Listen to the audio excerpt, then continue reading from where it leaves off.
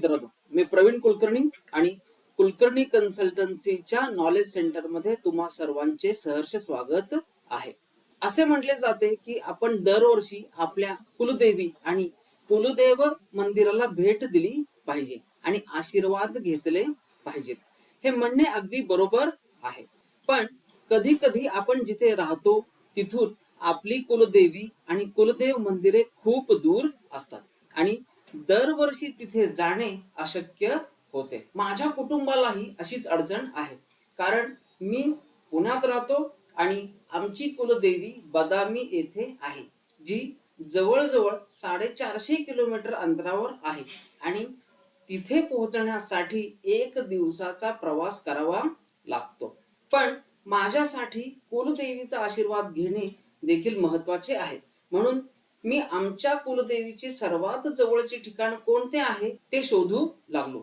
मग मला महाराष्ट्रातील सातारा जिल्ह्यातील नागेवाडी नावाच्या एका छोट्याशा गावाची माहिती मिळाली, जिथे श्री शाकंभरी देवी मंदिराचे एक सुंदर मंदिर बांधले गेले आहे आणि ते सर्वांसाठी उपलब्ध आहे. तेव्हापासून मी त्या मंदिरात जाऊन देवीचा आशीर्वाद घेऊ लागलो. आज मी या सुंदर ठिकाणाबद्दल आणि मंदिराबद्दल माहिती देणार आहे, जेणेकरून सर्वजण भेट देऊ शकतील आणि देवीची पूजा करू शकतील. देवीचे मंदिर खंडाळा घाटाच्या नंतर आणि सातारा शहराच्या आधी आहे. देवीचे मंदिर पुण्यातील चांदणी चौकापासून जवळजवळ 100 किलोमीटर अंतरावर आहे आणि राष्ट्रीय महामार्ग क्रमांक 48 वरून आपल्याला तिथे सहज पोहोचता येते.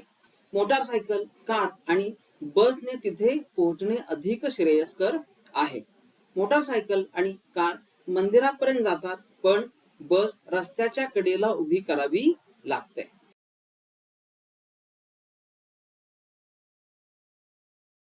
शाकंभरी देवीचे मंदिर एका शेतकऱ्याच्या खाजगी जागेत आहे आणि मंदिराभोवती त्याची शेती आहे. शेताचा मालक सर्वांना आत जाण्याची परवानगी देतो, म्हणून संकोच करण्याची गरज नाही. मंदिर दगडात बांधलेले आहे आणि देवीची मूर्ती बदामी येथील मूर्ती सारखीच सर्वांग सुंदर आहे. जेव्हा आपण मंदिरात प्रवेश करतो तेव्हा आपल्याला लगेच शिवलिंग दिसते आणि त्याच्या पुढे शाकंभरी देवीची मूर्ती आहे. मंदिरासमोर विहीर आहे आणि ती दगडांनी संरक्षित आहे. भाविकांसाठी हातपाय धुण्यासाठी शेतकऱ्यांनी पाण्याच्या टाकीची व्यवस्था केलेली आहे. तुम्ही घरी बनवलेले जेवण आणू शकता आणि मंदिरात बसून त्याचा आस्वाद घेऊ शकता. शाकंभरी देवीसाठी आवश्यक असलेल्या सर्व गोष्टी तुम्हाला मंदिराजवळील घरामधून मिळू शकतात. तथापि मंदिरात जाण्यापूर्वी तुमच्या ठिकाणाहून वस्तू घेऊन जाणे केव्हाही चांगले. देवीच्या नवरात्रीच्या वेळी गावातील लोक जत्रा साजरी करतात.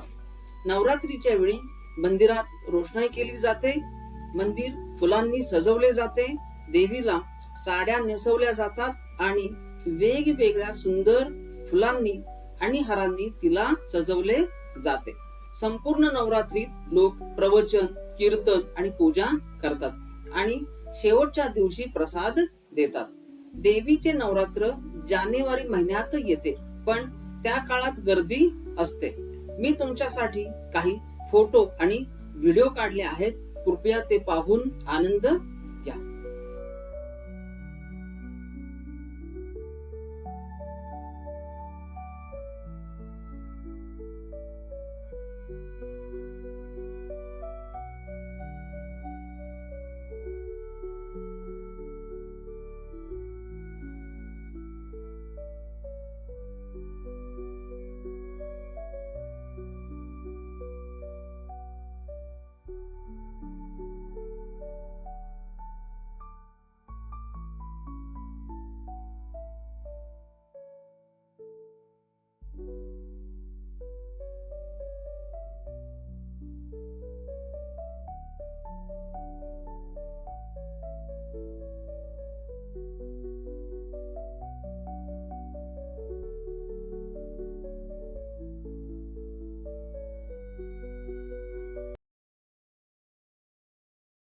शाकंभरी देवीच्या सर्व मंदिरांची ठिकाणे भारतीय नकाशावर शहरांच्या नावासह दर्शवलेली आहेत आणि भक्तांच्या माहितीसाठी मंदिराच्या एका भिंतीवर रंगवलेली आहेत. मी ते तुमच्या माहितीसाठी घेतले आहे आणि तुम्ही ते येथे पाहू शकता.